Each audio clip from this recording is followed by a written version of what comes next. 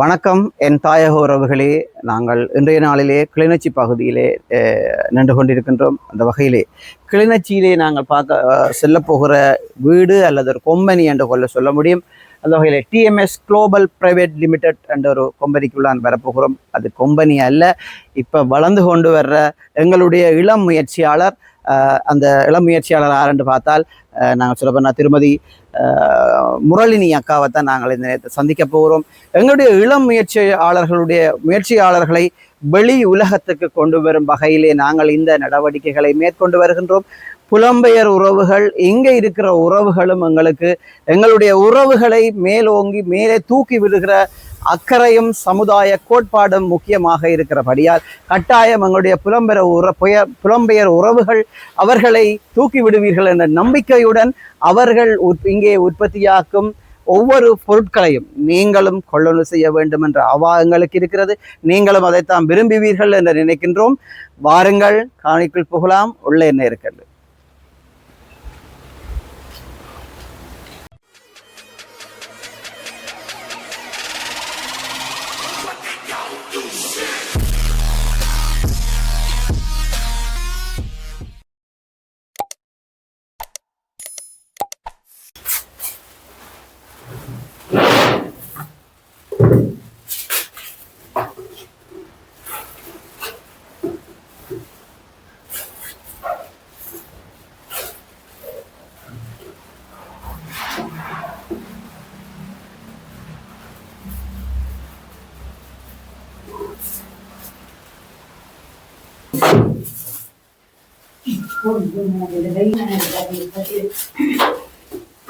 இந்த மிஷின் வந்து என்ன இது?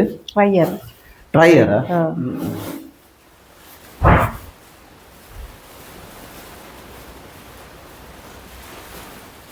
பல்லாரைய சின்ன வட்டினாங்க வேகமா காய் மண்டத்துக்காக காய வச்சு எடுத்தாதான் வேப்பம்பு வடகம் காய வைக்கணும்.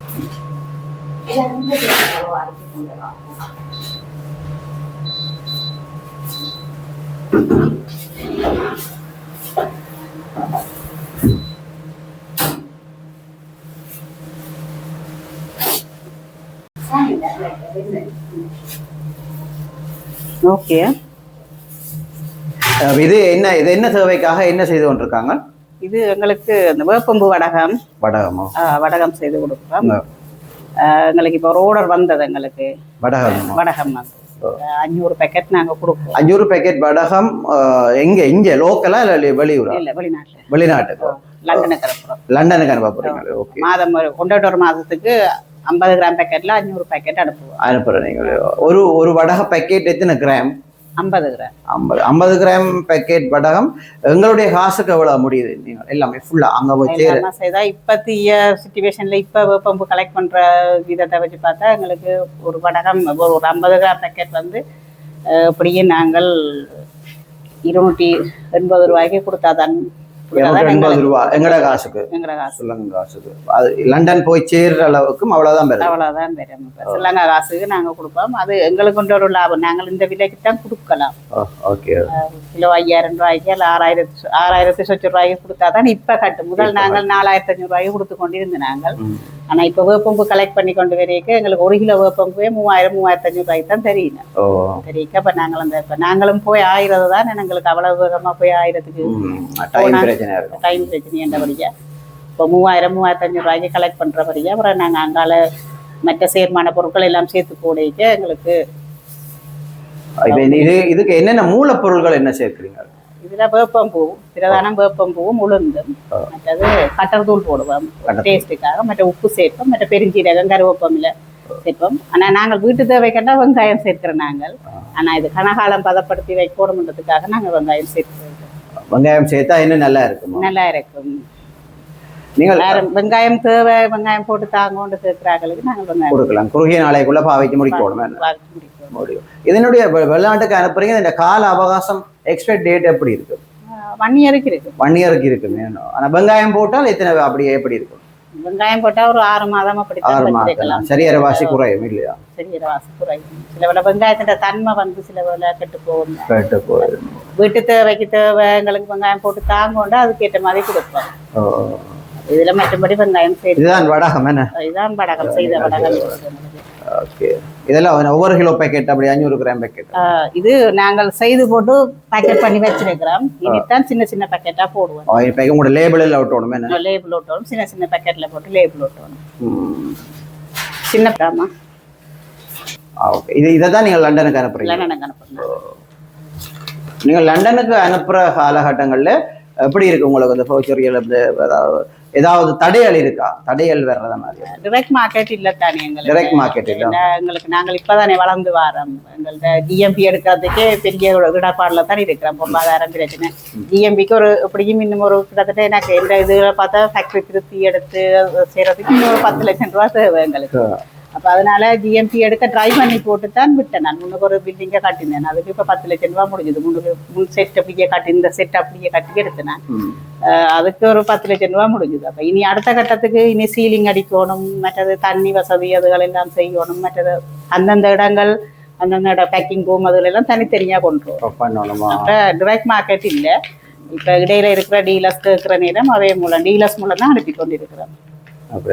அப்ப குறிப்பிட்ட எல்லா பொருளுமே எங்களுக்கு இப்ப கேள்வி இருந்தாலும் எங்களுக்கு மார்க்கெட் செய்யறதுக்கு எங்களோட பொருளாதாரம் எங்களுக்கு ஒரு பெரிய ஒரு தடையா இருக்கு.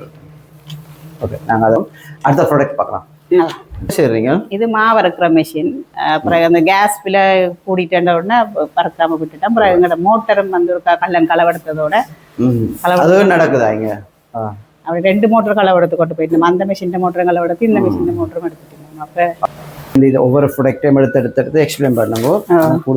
நாங்கள் இல வகைகள் எல்லாம் காய வச்சிருக்கிறோம். இல வகையில் இது வல்லாரைய காய வச்சிருக்கிறோம். வல்லாரை நாங்கள் புட்டுமா போடுறோம். நாங்கள் புட்டுமாக்கு பவுடராகி கொடுக்குறோம், தனி வல்லார பவுடராகவும் கொடுக்குறோம். நாங்கள் அப்போ புட்டுமாவோட அரிசி மாவோட கலந்து கொடுக்குறோம். நாங்கள் வல்லார புட்டுமாண்டு அதுக்காக நாங்கள் இந்த சேமிக்கிறதுக்காக தொகையா சேமிச்சு வச்சிருக்கிறோம். இது ஒரு நார்மலா பார்க்க போனோம்னா சுகாதார முறைப்படி நல்லா இருக்கும். ட்ரையர்ல காய வச்சு சரியான வெப்பநிலை நல் வெப்பநிலைன்னு சொல்றது 40 செல்சியஸ் பாவைக்குள்ளதான் காய வைக்கலாம். நாங்க 18 மணி நேரத்துக்கு மேல பதப்படுத்துவோம். இது புட்டுக்கும் கலக்கலாமா? புட்டுமாக்கு கலந்து கொடுப்போம். நாங்க பவுடர் ஆகி தனி பவுடர் ஆகும் வல்லார பவுடர். இது நார்மலா நீங்கள் புட்டுமா செய்யும் போது அது கலந்து போடுறோம். இதை நாங்கள் தனியா வேண்டியும் விருப்பம் போலவே கலந்து தான். என்னுடைய உறவுகளின் கவனத்துக்கு இந்த வெள்ளார அதாவது ஞாபக சக்தி கூடுதலாக இருக்கும் என்று கூறுவார்கள். அந்த வகையிலே என்னுடைய உறவுகளை முன்னுக்கு கொண்டு வரும் வகையிலே இந்த பவுடர்களையும் நீங்கள் கொள்முதல் செய்து உங்களுடைய வீட்டு தேவைகளுக்கு பயன்படுத்தலாம் என்று இந்த நேரத்தில் கூறிக்கொள்ள விரும்புகிறோம். தொடர்ச்சியாக பாருங்கள். இது கருவேப்பமில. இந்த கருவேப்பமில பவுடராக வச்சுருக்கேன். கருவேப்பமிலே பவுடர் ஆக்கி கொடுக்குறோம். நாங்கள் கருவேப்பமிலே பவுடர் கருவேப்பமிலே பவுடரும் தனியாக பேக்கெட் பண்ணி கொடுக்குறோம். கறிக்கு எல்லாம் போடலாமா? கறிக்கு தான் போடலாம். தேவையான இப்போ எல்லாரும் ஸ்லிம் ஃபிட்டாக இது வந்து முடக்கத்தான். இது முடக்கத்தான் கீரை முடக்கத்தான் அதாவது பவுடர் ஆக்கி வச்சிருக்கேன். ரசப்பொடி அதுகளுக்கு போடுறோம் நாங்கள். இதுக்கும் உங்களோட தேவைகளுக்கு இங்கே இருக்கு. இதை நீங்கள் தேவை ஏற்பட இதையும் பெற்றுக்கொள்ளலாம். இது வந்து முருங்கையில பவுடர். எங்களோட நார்மல் முருங்கை. இது என்ன தேவைக்கு பயன்படுத்தலாமா? புட்டு மாவோட கலந்து கொடுக்குறோம் நாங்கள். மற்ற பவுடரா கொடுத்தா சிலர் பவுடர்ல சுடு தண்ணியில போட்டு அல்லது பருப்புல சமைக்க போட்டு வெளிநாட்டுல இருக்கிற வைக்க கீரை வைக்க அப்படி பாக்குறேன். புட்டு மாவோட கலந்துதான் கூடுதலா செய்யலாம்.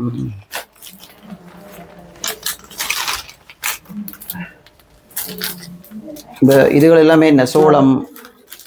அது சோளன் அது வேண்டினது பாவிக்கிறதுக்காக. இது மொசுக்க பவுடர். முசுட்டையா இல்லாடி மொசுட்டையா? முசுட்டை இல்ல மொசுக்க. இது இந்த பலாபலங்கள் என்ன? இது வந்து சளி அதுகளுக்கு அஜீரணம் அதுகளுக்கு எல்லாருக்குமா இல்ல குழந்தை பிள்ளைகளுக்கு? அப்படி குழந்தை பிள்ளைகள் பெரியாக்கள் எல்லாம் இருந்தன. நாங்கள் இதை பதப்படுத்தி போட்டு என்ன செய்யறாங்கன்னா மூலிகை கோப்பி என்று கொடுக்குறோம். அதுல மொசுக்க தூதுவலை முடக்கத்தான் துளசி எல்லாம் மிக்ஸ் பண்ணி போட்டு கொடுக்குறோம். இது சிறு குறிஞ்சா பவுடர். சிறு குறிஞ்சான இது ஒரு தானிய வகை தானே?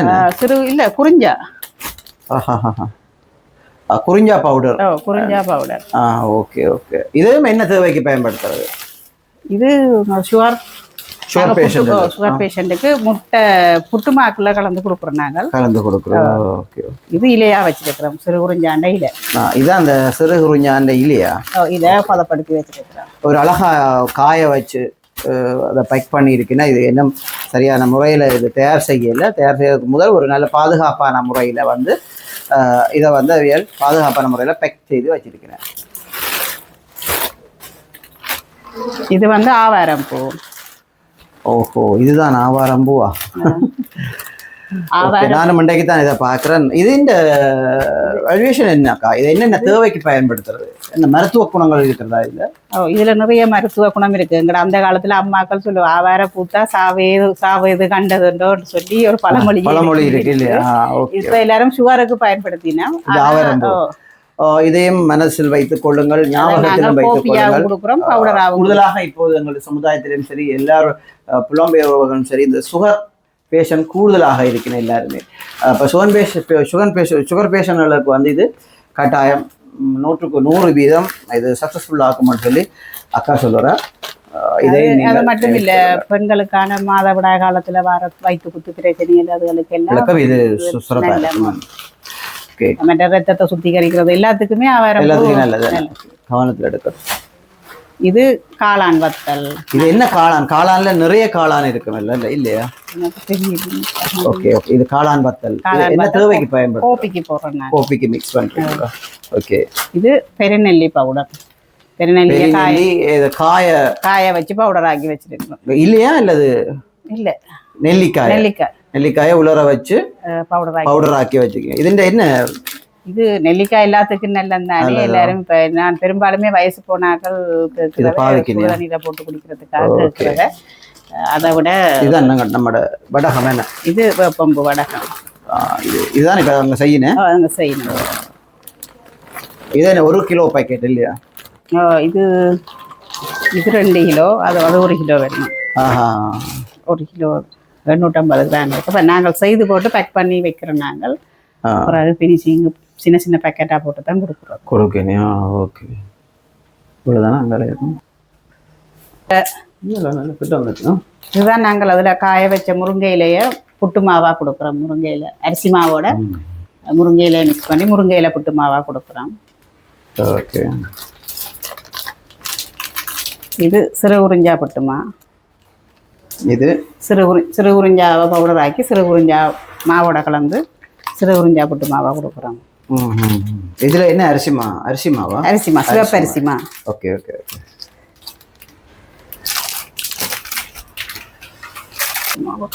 இது வந்து குரக்கன் கஞ்சி. குரக்கன் கஞ்சி. இந்த மாவை போட்டு இதை போட்டு தேங்காய் பால் ஊற்றி காய்ச்சினா சரி, குரக்கன் கஞ்சி. குரக்கன் கஞ்சி. இதுல வந்து குரக்கனோட சேர்த்து முருங்கை இலையும் மற்றது பயரும் உளுந்தும் வறுத்து போட்டுருக்கேன். தனியா குரக்கன்மா இல்லையா உங்களுக்கு? தனியா குரக்கன்மா இருக்கா? Okay okay. அந்த தனியா குரக்கனையும் பாவிக்கிறது. இது மூலிகை கஞ்சண்டு கொடுக்குறோம். இதுல இந்த கம்பு வரகு சாம சிறுதானியங்கள் 9 சிறுதானியங்களை மிக்ஸ் பண்ணி அதோட சேர்த்து அரிசியும் சேர்த்து போட்டு தூதுவளை மொசுக்கா துளசி முருங்கையில சேர்த்து மூலிகை சேர்த்து மூலிகை கஞ்சண்டு கொடுக்குறோம். இதுவும் வந்து இப்ப எல்லாருமே பாவிக்கலாம், சத்து கூட்டினது. இதுல வந்து நீங்கள் கொஞ்சம் மரளவா போட்டுட்டு நல்ல தேங்காய் பால் விட்டு காய்ச்சிட்டு குடிக்கலாம். ஒரு 5 நிமிஷத்துல ரெடி ஆயிரும். இப்ப நாங்கள் விட போறது தண்ணியும் தேங்காய் பாலும் தான். இதெல்லாம் இதுல இருக்கு. அதுல இல்ல, உப்பு போடணும். உப்பு போட்டா சரியா டேஸ்ட்டுக்கு. இப்ப சுகமான இதைத்தானே வாக்கணும். சுகர் வேண்டாம், சுகர் போடலாம். இது முடக்கத்தான். இது கருவேப்பமில பவுடரா கொடுக்குறேன் நான். பவுடர். Okay okay okay. கருவேப்பமில பவுடரா கொடுக்குறேன். இது மூலிகை கோப்பி. இதுல மல்லி சீரகம் வேர்க்கொம்போட சேர்த்து மூலிகையை மிக்ஸ் பண்ணி மூலிகை கோப்பியா கொடுக்குறோம். இதில் கிட்டத்தட்ட 6 வகையான மூலிகையை நாங்கள் இதில். எத்தனை விதமான கோப்பியை நீங்கள் தயாரிக்கிறீங்க? கோப்பி வந்து 6 வகையான கோப்பி இருக்கு. அது என்னென்ன விதமான கோப்பி, என்னென்ன தேவைகளுக்கு பயன்படுத்துறது? மூலிகை கோப்பி வந்து இந்த குழந்தை பிள்ளைகளுக்கு சளி, பெரியாக்கள் குழந்தை பிள்ளைகளுக்கு எல்லாம் சளி, அது மூலிகை கோப்பி பாவிக்கலாம். மந்த போக்கா ஜீரணங்கள் அதுகள் எல்லாம். இந்த ஒரு பாக்கெட் என்ன விலை? இப்போ நாங்கள் புலம்பெயர் உறவுகளுக்கு நாங்கள் இதை அனுப்புறதாக இருந்தால் அல்லாடி அவர்களுக்கு நாங்கள் கேட்கிற பட்சத்தில் நாங்கள் அதுக்கு என்ன விலை? இது 50 கிராம் வந்து 230 ரூபாய்க்கு. 230 ரூபா கொடுக்குறீங்களா? ஓகே. வேற வேற என்னென்ன வகை கோப்பிகள்? இது சுக்கு கோப்பி என்று கொடுக்குறோம். அதாவது இஞ்சி கோப்பி, சுக்கு கோப்பி. மற்ற இது ஆவாரம்பு கோப்பி. ஆவாரம்பூல ரெடி பண்ணது. மல்லி சீரகம் வேர்க்கம்போட நாங்க ஆவாரம்பூ மிக்ஸ் பண்ணி கொடுக்குறோம். ஆவாரம்பு கோப்பி. இது கோப்பி நாவல் கொட்டையை பதப்படுத்தி நாவல் கொட்டையை கோப்பி. இது நாவல் கோப்பி கொடுக்குறோம்.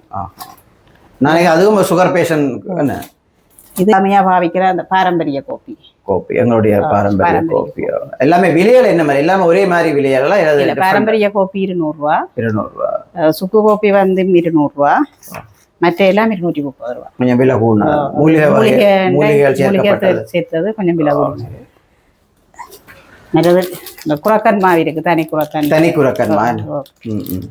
குரக்கன் இருக்கு அதை விட இது நவபோசாண்டு கொடுக்குறோம் 9 சிறுதானியங்களை மிக்ஸ் பண்ணி அரிசியோட சேர்த்து நவபோசாண்டு கொடுக்குறோம் இது எல்லா சிறுதானியம் கம்பு வரகு சாமத்தின எல்லா சிறுதானியங்களும் இது யாருக்கு பயன்படுத்தல யார் கூட விரும்பி இது வந்து சின்னாக்கள் தொடக்கம் பெரியாக்கள் வரையும் முக்கியமாக நாங்கள் கேட்கப்படுகிறது கெட்பனி தாய்மார்களுக்கு பயன்படுத்தக்கூடிய அந்த என்ன சொல்றது நாங்கள் பேச்சுவார்த்தையில் சொல்ல போனா சரக்கு சாமான்கள் சரக்கு சாமான்கள் நாங்கள் செய்து கொடுக்குறோம் அது வந்து சரக்கு தூளா செய்து பவுடர் பண்ணி பேக்கெட்டா கொடுக்குறோம் எல்லாமே முடிஞ்சதோ எல்லாமே ஒவ்வொருத்தரும் ஒவ்வொரு டேஸ்ட்டுக்கு கேட்பினோம் ஒவ்வொரு முறையில கேட்பினோம் சிலர் வந்து இந்த சாதிக்காதுகள் எல்லாம் போட்டு கேட்பினோம் அப்ப அந்த முறையிலேயும் செய்து கொடுக்குறோம் சில வேளை மல்லி சீரகத்தோட வேப்பம்பு கலந்து கேட்கிறத அதுக்கேற்ற மாதிரி மஞ்சள் போட்டு அதுக்கேற்ற மாதிரியும் கொடுக்குறோம் ஒவ்வொருத்தரும் கேட்கறதுக்கு இந்த எள்ளு சம்பந்தமாக ஏதாவது உற்பத்தி செய்கிறீங்களா எள்ளு வந்து சத்து மாவோட மிக்ஸ் பண்ணி கொடுக்குறோம் மிக்ஸ் பண்ணுறீங்களா மற்றது யாரும் ஓடரை கண்டு கேட்டா எள்ளு பாகு கண்ணாளைக்கு பதப்படுத்தி வச்சிருக்கலாம் 1 மாசம் தான் வச்சிருக்கலாம் எள்ளு பாகா இடிச்சு கொடுக்குறோம்னா நாங்கள் அரம்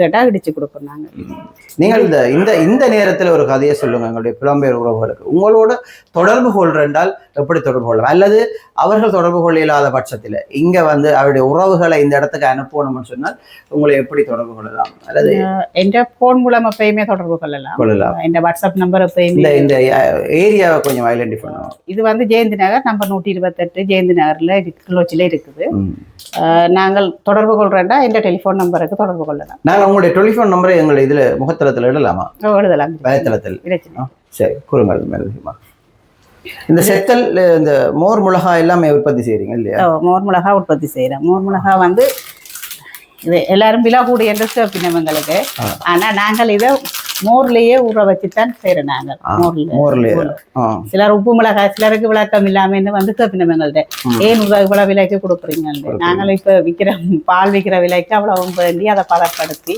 தனியா மோர்லயே அவிச்சுதான் செய்யறோம் இதே ஒரு பாக்கெட் என்ன விலை இது 250 ரூபா எத்தனை கிராம் இது 50 கிராம் பாக்கெட் 200 ரூபாய் தனி மோர்ல தான் செய்யறது ஓகே நீங்க டேஸ்ட பார்க்கலாம் நீங்க அந்த தூள்ல வந்து எத்தனை வகையா செய்திருக்கிறீங்க தூள் மிளகாய் தூள் சரக்கு தூள் செய்யிருக்கோம் மற்றது சாம்பார் மசாலா பொடி அது இப்படி செய்யறோம் நாங்கள் அது வந்து என்னடா இங்க வந்து பழக்கம் இல்லாத ஒன்று தானே மிளகாத்தூள் தான் கொடுத்தோம் மிளகாத்தூளும் சரக்கு தூளும் வேகமா போகும் சாம்பார் பொடி கரம் மசாலா அது வச்சு சரக்குகள் எல்லாம் கொஞ்சம் போட்ட விஞ்ச குறைவு ஆனா எங்களோட புலம்பெயர்ந்த உறவுகள் வந்து எங்கள்கிட்ட கேட்கிற பட்சத்துல நாங்கள் அதை செய்து கொடுக்குறோம் எங்களோட உறவுகள் வந்து கேட்கணும்னா இந்த கொத்தமல்லி தூளையும் கேட்கறாங்க அதுவும் செய்து கொடுக்குறோம் கொத்தமல்லி தூள் மற்றது அதிமதுரம் எல்லாம் பவுடரா சீரகத்தூள் அதுகள் எல்லாம் பவுடர் எல்லாமே உங்கள்ட்ட எல்லாமே கேட்கறதுக்கு ஏற்ற மாதிரி நாங்கள் செய்து கொடுப்போம் உங்களோட ஏதாவது சும்மா கூடுதலாக தேவை வேண்டாலும் ஒரு மாதத்துக்கு முதல் ஆர்டர் பண்ண நீங்கள் அந்த அவையினுடைய டேட்டுக்கு அனுப்பி வைக்கக்கூடிய மாதிரி இருக்கு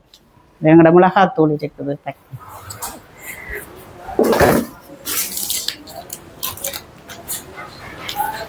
இதுதான் எங்களோட கறி மிளகாத்தூள்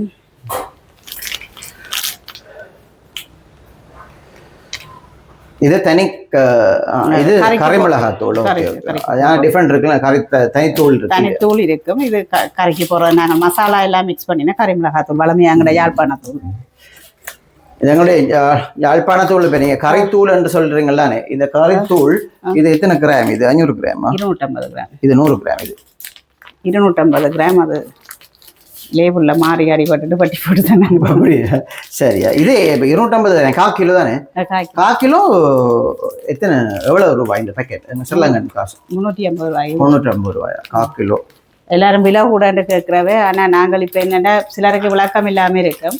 மிளகாயில வந்து ஒரு பங்கஸ் வருது. அந்த பங்கஸை வந்து நாங்கள் உண்மையா பயன்படுத்தக்கூடாது. எங்களுக்கு அதன் விளக்கம் சிலருக்கு இல்லை. நாங்கள் வந்து சுத்தமான மிளகாய் எடுத்து அதை துப்புரவாக்கி அதை கழுவி காய வச்சுதான் அதை செய்யறோம். கழிச்சு விட்டு தான் செய்யறோம். அந்த பங்கஸ் ஒரு மிளகாயில இருக்குமானா நாங்கள் அந்த மிளகாயை எடுக்கிறோம். ஏன்னா அந்த பங்கஸ்ல இருக்கிற தாக்கம் வந்து ஆல்பாடாக்சின் என்ற ஒரு கிருமி இருக்குது, ஒரு கெமிக்கல். அந்த கெமிக்கல் காலப்போக்குல கேன்சரை உருவாக்கும்.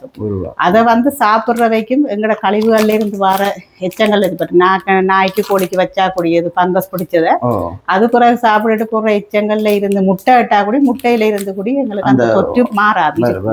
அதனால வலு அவதானமா செய்யறபடியாதான் எங்களோட தொழில் கொஞ்சம் விலை கூட. இது நல்ல விஷயம் தான். மக்களுக்கு தெளிவான முறையில நாங்கள் மக்கள் கேட்கக்கூடிய முறையில கூறினால் அவர்களுக்கு விளங்கும். ஏன்னா சிலருக்கு விளக்கம் இல்லை, ஏன் விலை கூட கொடுக்குறீங்க, குறைய விலையில இருக்குது என்றதெல்லாம் சொல்றது. நான் ஆல்பாடாக்சின் நான் என்ன யோசிக்கிறேன்னா, ஏதோ ஒரு வகையில எந்த பிள்ளை எங்கேயோ ஒரு இடத்துல அதை சாப்பிட்டா எந்த பிள்ளையும் தான் அதுல பாதிக்கப்படுது. என்ன சார்ந்தாங்க இப்ப நாங்கள் சுயநலம் பிசினஸ்ன்றது ஒரு சுயநலம் தான். நான் அதுக்குள்ள எங்கிட்ட பொதுநலத்தையும் போடும். இது மூலிகை ரசப்பொடி, மூலிகைகள் எல்லாம் மிக்ஸ் பண்ணினா ரசப்பொடி. தண்ணியை ஊற்றி புளி விட்டீங்களா சரி. நீங்க நல்லா சுடு தண்ணியை விட்டுட்டு தேசி புளி விட்டுட்டு மூடி வச்சுட்டு குடிக்கலாம். 5 நிமிஷம் மூடி வச்சுட்டு குடிக்கலாம். அதே மாதிரி இது முடக்கத்தான்.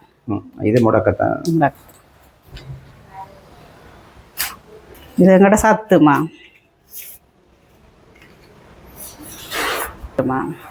இது வெள்ளார பிட்டுமா அரிசி மாவுல வெள்ளார பவுடர் கலந்துருக்கோம். நாங்கள் அதே மாதிரி குரக்கனோடய மிக்ஸ் பண்ணி கொடுக்குறோம். நாங்கள் எங்களோட ஸ்டாக் முடிஞ்சுது இதுல.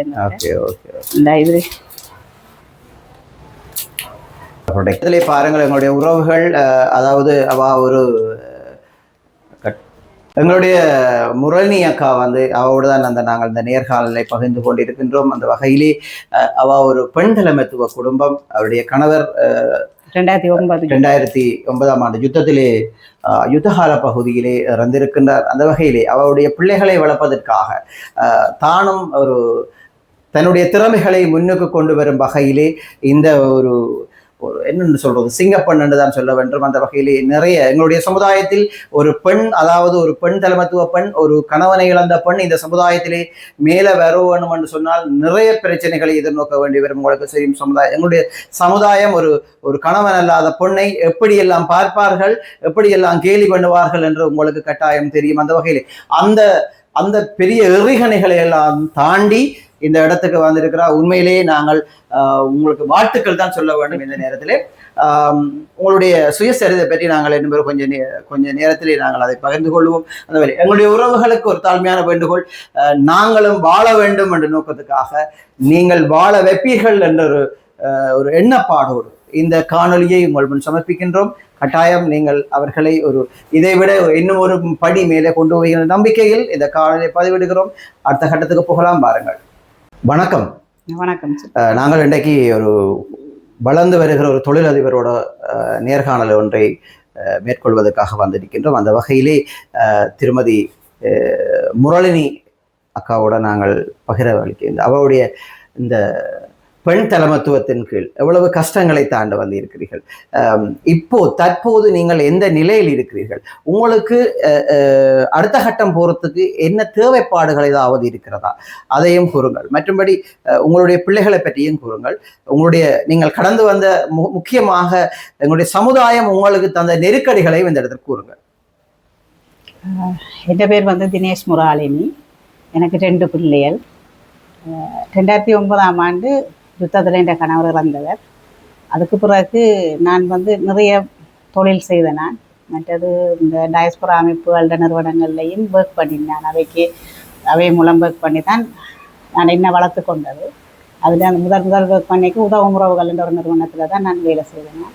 2012 இருந்து 16 வரையும் வேலை செய்தேன். நான் அப்புறம் எனக்கு ஓடி பிரிஞ்சு வேலை செய்ய இயலாது ஒரு நிர்பந்தம் வரைக்கும். அதுக்கு முதல்ல நான் வாழ்வாதாரமாக வந்து கோழி வளர்த்து ஒரு பண்ணை சிஸ்டத்தில் தான் வளர்த்தேன். நான் இப்போ ஃபேக்ட்ரி இருக்கிற இடத்துல கோழி கூடி இருந்தது. 500 கோழி வச்சு வளர்த்து கொண்டிருக்கேன். எனக்கு கொஞ்சம் என்னென்னா அந்த அலேர்ஜிக் வந்துட்டுது. அலேர்ஜிக் வேற அதை விட்டுட்டு தான் நான் பிறகு எனக்கு மகனை மேலவள் படிக்க வழிகிட்டார். மூத்த மகன். எனக்கு 2 பிள்ளைகள். அதில் மூத்த மகன் A-level படிக்க வலிக்கிட்டார். அப்போ பொருளாதாரம் எனக்கு இன்னும் ஒரு படி தேவையாக இருந்தது. மற்றது பிள்ளைகளை விட்டுட்டு தொடர்ச்சியாக வெளியில் போய் வேலை செய்துட்டு வர்றது எனக்கு கஷ்டமாக இருந்தது. அப்போ எனக்கு வேறு ஒரு தரம் இல்லை, அம்மா அப்பா மாமா மாமி அப்படி ஒரு தரம் இல்லை. அப்போ நான் தான் தனியாக எல்லாம் செய்யணுன்ற ஒரு நிர்பந்தம் எனக்கு இருந்தது. இது கேட்க தான் நான் பிறகு என்ன செய்யலாம்னு யோசிச்சுட்டு தான் நான் பிறகு முதல் ஆரம்ப கட்டமாக ஒரு 3 உற்பத்தி பொருளை நான் இதில் ஸ்டார்ட் பண்ணினேன். 3 உற்பத்தி என்றைக்கு முதல் மிளகாத்தூளும் சரக்குத்தூளும் மற்ற கோப்பி ஐட்டங்கள் தான் செய்தேன். கோப்பி என்று சும்மா வளமையான ட்ரெடிஷ்னல் கோப்பி தான் செய்து கொண்டு வந்தேன். பிறகு இப்படி செய்து கொண்டு இது கேட்கத்தான் செய்து ஓரளவு நான் ஒரு ஆக்களை என்கிட்ட ஓடர் எடுத்து வெளிநாட்டுக்கு அனுப்பி கொண்டு இருந்தேன். அப்போ ஓரளவு செய்து கொண்டு இது கேட்கத்தான் கொரோனா வந்தது. கொரோனா வரைக்கும் எல்லாம் ஸ்டாப் பண்ணப்பட்டது. வெளிநாட்டுக்கு கொடுக்கலாது, மிளகாத்தூளமே ஓடர் கொடுக்கல, என்ன செய்யலாம்னு யோசிச்சுட்டு சரி ஏதாவது வித்தியாசமாக செய்வோம்னுட்டு அப்பத்த தேவை என்னன்னு யோசிச்சுட்டு குடிநீர் கொடுத்தேன். நான் முதல் குடிநீர் எல்லா மூலிகையும் எடுத்து காய வச்சு போட்டு அதை அடித்து குடிநீராக கொடுத்தேன். குடிநீர் அப்போ லேவுலதுகள் ஒன்றும் இல்லை என்னட்ட குடிநீர். வேப்பம்பட்டை மற்ற தூதுவலை முசுக்கு துளசி மற்றது அதுகளெல்லாம் சேர்த்து மூலிகையெல்லாம் இப்போ எடுக்கக்கூடிய மாதிரி இருந்தால் தானே எடுத்து உடனேயே அவிச்சு போட்டு குடிக்கக்கூடிய மாதிரி கொடுத்து கொண்டு வந்தேன். பிறகு பார்த்தேன் அதை இன்னும் கொஞ்சம் வித்தியாசமாக இதை குடிநீரெண்டா அவிச்சு தானே குடிக்கணும், இன்னும் கொஞ்சம் வித்தியாசமாக செய்வோம்னு தான் நான் பிறகு சுடுதண்ணியில் போட்டு குடிக்கிற மாதிரி மூலிகை கோப்பியை செய்தேன். மூலிகை கோப்பியை செய்து இப்போ என்கிட்ட ஒரு 45 வகையான உற்பத்தி இருக்குது. மூலிகை சார்ந்த உற்பத்தியும் இருக்குது, வளமையாக நாங்கள் ட்ரெடிஷ்னலாக எங்களோட பாரம்பரிய முறையில் பாவிக்கக்கூடிய உற்பத்திகளும் இருக்குது. அதில் வடகம் ஐட்டங்கள் இருக்குது, வேப்பம்பு வடகம், வாழைப்பு வடகம் இருக்குது, சிறு குறிஞ்சா வடகம் இருக்குது. அதை விட கோப்பியில் 4 ஐட்டங்கள் இருக்குது. புட்டுமா ஐட்டங்கள்லேயே உங்கள்கிட்ட ஒரு 8-9 புட்டுமா ஐட்டங்கள் இருக்குது. அப்படி இப்போ ஒவ்வொரு பொருளும் செய்வோம். மற்ற தேவைக்கு ஏற்ற மாதிரியும் நான் பொருளை உற்பத்தி செய்து கொடுத்து கொண்டிருந்தேன். எனக்கு நிறைய பெண் தலைமைத்துவ குடும்பம் என்றாலே சவால் தான். பிள்ளைகளை நான் இந்த தொழிலுக்கு வரைக்கியே எனக்கு பிள்ளைகள் தான் சப்போர்ட்டுன்னு சொல்லணும். பிள்ளைகள் சப்போர்ட், சமூகத்திலையும் குறிப்பிட்ட நபர்கள் சப்போர்ட்டுகள் இருந்தது. இருந்தாலும் அதை நேரடியாகவே என்ற பிள்ளைகிட்ட அம்மாவுக்கு அப்பா இல்லை, அம்மா ஒரு பிஸ்னஸை செய்கிறா, நாளைக்கு 4 பேர் வீட்டுக்கு வருவினம், அது தேவையில்லாத பிரச்சனை, அம்மாவை இதை செய்ய வேணாம்னு சமுதாயம் சொன்னாக்களும் இருக்குது. ஆனால் அதையும் தாண்டி என்ற பிள்ளைகளை எனக்கு அந்த நேரம் சப்போர்ட் செய்தபடியாக தான் நான் இன்றைக்கு இந்த நிலைமைக்கு பிள்ளைகளையும் ஒரு நல்ல நிலைமைக்கு நான் கொண்டு வந்திருக்கிறேன். ஒரு மகன் யூனிவர்சிட்டியில் படித்து கொண்டு இருக்கிறார். மற்ற மகன் இப்போ இந்த வருஷம் பயோ படிக்கிறார், A-level எக்ஸாம் எடுக்க போகிறார்.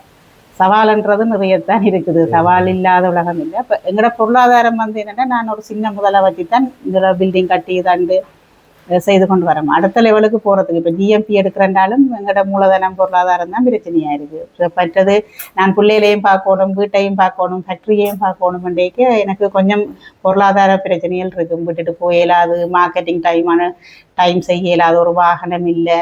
அப்போ ஒரு மோட்டர் சைக்கிள் தான் இருக்குது. அந்த மோட்டர் சைக்கிளில் பிள்ளையை ஏற்றுறதா, பிள்ளையை படிப்பிக்கணுமாங்கால நாங்கள் எங்களோட மார்க்கெட்டிங் செய்யணுன்றது சரியான பிரச்சனை இருக்குது. ஆனால் அதையும் தாண்டி 4 பேருக்கு ஒரு வேலை வாய்ப்பு கொடுக்கக்கூடிய மாதிரி நான் செய்து கொண்டிருக்கிறேன். இப்போ உங்களோட மொத்தமாக எத்தனை பேர் வேலை செய்யணும் உங்களோட ஃபேக்ட்ரியில்? 4 பேர் வேலை செய்யணும், என்னோட சேர்த்து 5 பேர். 4 பேருமே மகளிர் தான்? 4 பேரும் மகளிர் தான். அதுலேயும் ஒரு அம்மா வயது போன அம்மா, ஒரு தரம் இல்லை. அப்போ அவள் அந்த ஆகப்பெரிய வேலையில் செய்யாட்டியும் அவன் வயதுக்கு ஏற்ற மாதிரி வேலை செய்வா. ஆனால் இன்றைக்கும் அவள் வந்துட்டு தான் போனவா, ஒரு குறிப்பிட்ட டைம் தான் நிற்பா. தன்னால் என்ன முடியுமோ அதை செய்வா. அவள் குறுகிய ஊதியத்தை நாங்கள் கொடுத்து கொண்டு வரோம். அதை விட மறைமுகமாக வேலை செய்கிறார்கள் எங்களுக்கு 8-9 பேர் இருக்கணும். அது எண்கணக்கில்லைன்னு தான் சொல்லணும். ஏன்னா வல்லாரையை கொண்டாந்தார ஒரு ஆளாக இருக்கும், சிறு குறிஞ்சா கொண்டாந்தார ஆளாக இருக்கும், வேப்பம்பு கொண்டாந்தார ஒரு ஆளாக இருக்கும், நாவல் கொட்டை கொண்டாந்தார். அப்படி இப்போ ஒவ்வொருத்தரும் இருக்கணும். இப்போ எங்களுக்கு மூலிகைகள் அதை கலெக்ட் பண்ணணும், மூலப்பொருள் தேவைன்னா இதெல்லாம் கொண்டாந்தாங்கன்னா கொண்டாந்து தர்றதுக்கும் வழியில் இருந்து செய்து கொண்டு இருக்கணும். நாங்கள் இப்போ அப்படி செய்து கொண்டு இருக்கிறோம். எங்களோட பொருளாதாரம் தான் மெயின் பிரச்சனை எங்களுக்கு. அதை விட மார்க்கெட்டிங்கும் இருந்தால் புலம்பெயர்ந்த அமைப்புகளில் இருக்கிறார்கள், மற்ற புலம்பெயர்ந்த நாடுகளில் இருக்கிறார்கள், புலம்பெயர்ந்த சமூகம் எங்கள்கிட்ட எங்களோட பொருளை உற்பத்தியில் வேண்டி எங்களோட வாழ்வாதாரத்தை பெருக்கினாலே எங்களுக்கு ஒரு பெரிய, நானும் இன்னும் 2 பேருக்கு கூடுதலாக வேலை வாய்ப்பை கொடுக்கக்கூடிய மாதிரியும் இருக்கும்.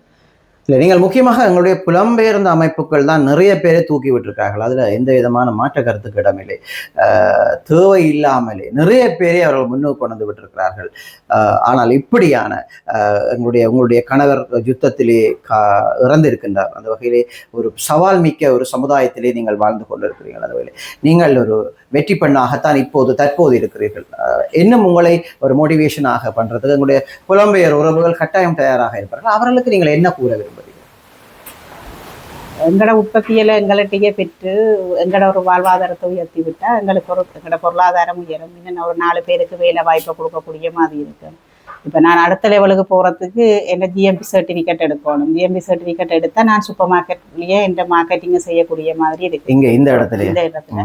அதை விட வெளிநாடுகளுக்கும் சில இடத்துல சில பொருளை அனுப்பிக்க டிஎச்எல் பாச சர்வீஸில் அனுப்பிக்க ஜிஎம்பி இருந்தாலே எங்களுக்கு சுத்தமாகவும் சுகாதாரமாகவும் செய்யப்பட்டதுன்ற ஒரு சான்று இருக்கும். சான்று இருந்தாலே எங்களுக்கு அனுப்புறது பிரச்சனை இல்லாமலும் இருக்கு.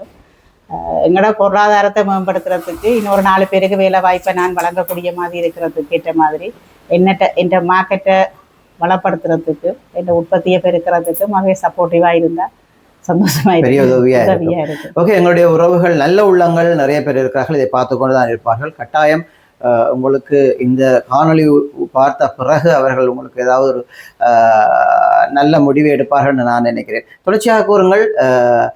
இந்த நிலைமையிலே இவ்வளவு ஒரு பாரம்பரிய அதுக்கு முன்னால் இந்த அரசாங்கம், தற்போது இருக்கிற அரசாங்கம் சரி, இதுக்கு முதல் இருந்த அரசாங்கம் ஏதாவது உங்களுக்கு ஒரு உதவி திட்டங்கள் ஏதாவது செய்ததா? அதாவது யுத்தத்தில் இறந்தவர் கணவர் என்ற அடிப்படையில் அரசாங்கம் பண்றது இது வரைக்கும் செய்யல. ஆனால் 2023ஆம் ஆண்டு எங்களோட ஜெசாக் நிறுவனத்தினூடாக ஏசியா ஃபவுண்டேஷன் எனக்கு ஒரு சின்ன ஒரு ஊக்குவிப்பை தந்த இடத்துல தான் நான் அந்த முன்னுக்கு இருக்கிற 2 மெஷின் வேண்டினேன். அதுதான் எனக்கு அந்த அரசாங்கத்தால் கிடைச்ச உதவி என்றது. அதுதான் பாரிய ஒரு நெருக்கடிகளுக்கு மத்தியிலே இவ்வளவு வேகமாக வந்திருக்கிறீர்கள். நீங்கள் தொடர்ச்சியாக பாருங்கள், உங்களே மாதிரி இப்போ நீங்கள் ஒரு கணவரை இழந்த பெண் என்று தான் நாங்கள் கூற வேண்டும், அதை விட வெற்றி பெண் என்று தான் கூற வேண்டும். அந்த வகையிலே உங்களுடைய நிலையில் இருப்பவர்கள் நிறைய பேர் இருக்கிறார்கள் இல்லையா? போராளிகள், மாவீரருடைய மனைவிமார் இருக்கிறார்கள், பிள்ளைகளின் தாய்மார்கள் இருக்கிறார்கள், நிறைய பேர் இருக்கிறார்கள். அதைவிட பொதுமக்களாக விழுப்புணர்ந்தவர்கள், கால் இல்லாதவர், கையில்லாத கண் பார்வையற்றவர்கள் எல்லாம் இருக்கிறார்கள் எங்களுடைய சமுதாயத்தில். எங்களுடைய சமுதாயம் அவர்கள் எங்களுக்காக என்ன செய்தார்கள் என்ற நன்றியை மறந்து இன்றைக்கு பல பக்கத்தால் அவர்களை மட்டும்தான் நெருக்கி வருகிறார்கள். இந்த அரசாங்கமும் அவர்களுக்கு ஒரு புத்துணர்ச்சி வழங்குவதில்லை. அந்த வகையில நீங்கள் அவர்களுக்கு நீங்கள் ஒரு இந்த வெற்றி பெண்ணாக இருக்கிற பட்சத்தில் அவர்களுக்கு நீங்கள் என்ன சொல்ல வரீர்கள்? அவர்கள் எப்படி வர வேண்டும் உங்கள் இடத்துக்கு? என்னென்னு சொல்றது, அவர்களும் இந்த நிறைய பேர் அதுக்குள்ள போராளிகளா இருந்தாக்களும் சரி, மாவீர குடும்பங்களும் சரி, இப்போ நாங்களும் அதுக்குள்ள ஒரு ஆக்கள் தான். ஆனால் அதுக்குள்ள இருந்தாலும் சரி, நிறைய பேர் சுய தொழில் செய்து கொண்டிருக்கணும். ஆனால் சில பேர் தங்களால் வேலையை செய்ய முடியாத ஆக்களுக்கு நாங்கள் கட்டாயம் ஏதாவது உதவியை செய்து கொண்டு தான் இருக்கணும். ஆனால் வேலை செய்யக்கூடிய ஆக்கள் எங்களோட தொடர்பு கொண்டாக்கூடிய நாங்கள் வேலை வாய்ப்புகளை கொடுக்கக்கூடிய மாதிரியும் இருக்கு. இல்லை, இப்படியான திறமை இருக்கு. உங்களை அளவு சில பேருக்கு திறமை இருக்கு, இல்லையண்டில தானே இருக்கு. ஆனால் இது நாங்கள் வெளியில வந்தால் நீங்கள் கூறுவிய போது சமுதாயம் ஏதாவது சொல்லுமா, எனக்கு கணவர் இல்லை அல்லது மகன் இல்லை அல்லது உறவு இல்லை, இங்கே ஒரு ஆண் நபர் அடிக்கடி சமுதாயத்துக்கு பயந்து இருக்கிறவர்களுக்கு என்ன சொல்ல வேண்டும்? சமுதாயத்துக்கு பயந்து இருக்கிறாக்களுக்கு இப்போ விமர்சனம் பண்றதுக்கு நாங்கள் அப்பாற்பட்டு நாங்கள் யாருன்றது எங்களுக்கு தான் தெரியும். நாங்கள் தான் நான் தான் நீதிபதி. மற்றது என் பிள்ளைகளுக்கு என்னை பற்றி தெரியும். மற்றது எனக்கு என்னை பற்றி நான் யாருன்றது நான் தான் ஐடென்டி பண்ணணும். பக்கத்துல இருக்கிறவே என்ன நான் யாருன்னு சொன்னா அதை நான் ஏற்றுக்கொள்ள. நிறைய விமர்சனங்கள் எனக்கு பெறுகுது. நிறைய விமர்சனங்கள் ஃபேஸ்புக்கில் நிறைய விமர்சனங்கள் எல்லாம் என்னை பற்றியான தகவல்கள் பெறுது. அவைக்கு என் வளர்ச்சின்ற காழ்ப்புணர்ச்சி தான் அவைக்கு. நான் வளர்ந்துட்டேன், என்ன எப்படி தோணும்ன்றது காழ்ப்புணர்ச்சியில தான் என்னை பற்றி. இந்த வகையில இந்த விமர்சனங்களுக்கு எல்லாத்துக்குமே நான் என் பிள்ளைகள் 100க்கு 100% என்ன நான் இன்றைக்கு தலை நிமிர்ந்து இந்த விமர்சனங்களை தாண்டி இருக்கிறதுக்கு என் பிள்ளைகள் தான் சப்போர்ட். விமர்சனங்கள் எல்லாரும் சொல்லுவினம் தான். விமர்சனங்களை ஏற்று நாங்கள் விமர்சனங்களுக்கு பயந்திருந்தால் நாங்கள் வாழ போறது இல்லை. விமர்சிக்கிறவே எங்களுக்கு 5 ரூபா தர போறதும் இல்லை, எங்களோட வளர்ச்சிக்கு ஒத்துழைக்க போறதும் இல்லை. நாங்கள் தான் முடிவெடுக்கணும். மற்றது அது எங்களோட மேலப்பட்ட ஒரு தூசி தட்டி போட்டு நாங்கள் நீதிபதியா நாங்கள் சரியா நடக்கிறதுக்கு முயற்சிக்கணும். விமர்சனங்களை தாண்டுறதுதான் எங்களோட கட்டித்தனம். விமர்சனங்களை தாண்டி விமர்சனத்தை நாங்கள் ஒரு விமர்சனமா எடுக்காம அது எங்களுக்கு ஒரு படியா மேல ஏறி போறதுக்கு படியா இருக்கும். படியா எடுத்துக்கொண்டு போறது கட்டித்தனம் என்று நினைக்கிறேன். என் அம்மா எனக்கு முதல் ஒரு சொன்ன வசனம், எங்களோட அம்மாவும் வந்து 33 வயசுல அப்பா இல்லாம தான் எங்களை வளர்த்தவா. அம்மா என்னட்ட முதல் கட்டி பிடிச்சி அழுதுட்டு சொன்ன வசனம், பிள்ளை இனிமேல் உனக்கு காது கேட்கக்கூடாது, கண் தெரியக்கூடாது, சில விஷயங்களுக்கு எங்களுடைய சமுதாயத்தை பற்றி விமர்சனங்களுக்கு தெரியக்கூடாது. அதை விட யாருமே ஒரு நபர்கிட்ட போய் நீ அழுகிறத நிப்பாட்டிடும் கவலை. அது எவ்வளவு பெரிய சொந்தங்களா இருந்தாலும் அழக்கூடாது, தைரியமா இருக்கணும். கண்ணீர் விடணுமா அம்மாட்ட சொல்லிக்கலன்றது, அதை மட்டும்தான் அம்மா சொன்னுவேன். இன்றைக்கு அம்மா இல்லை என்றாலும் அந்த அம்மாண்ட வசனம் தான் எனக்கு இந்த வரைக்கும் நான் தலைமை வந்து நிற்கிறதுக்கு காரணமா இருக்கிறேன். ஓகே, நிறைய இதுகளை பகிர்ந்திருக்கு எங்களோடு. உங்களுடைய தொழில்கள் மேலும் இன்னும் மேலும் சிறப்பிக்க எங்களுடைய வாழ்த்துக்கள். நாங்கள் எங்களுடைய இந்த ஊடகம் சார்பாக நாங்கள் வாழ்த்துக்களை தெரிவித்துக் கொள்கின்றோம். எங்களுடைய என்ன சொல்றேன்னா, எங்களுடைய முரளினி அக்காவை இதை விட இன்னும் ஒரு ஸ்டெப்புக்கு கொண்டு போய் விடுவீர்கள் என்ற நம்பிக்கையில் இந்த காணொலிகளை பதிவிடுகின்றோம். அந்த வகையில் முரளினி அக்கா மாதிரி இன்னும் நிறைய பெண் தலைமைத்துவ குடும்பங்கள் இருக்கிறார்கள், அவர்களையும் கொண்டு வர வேண்டும் என்ற கோரிக்கையோடு இந்த இடத்திலிருந்து விடைபெற்று செல்லும் நான் உங்கள் RK ரெஜி. நன்றி. நன்றி.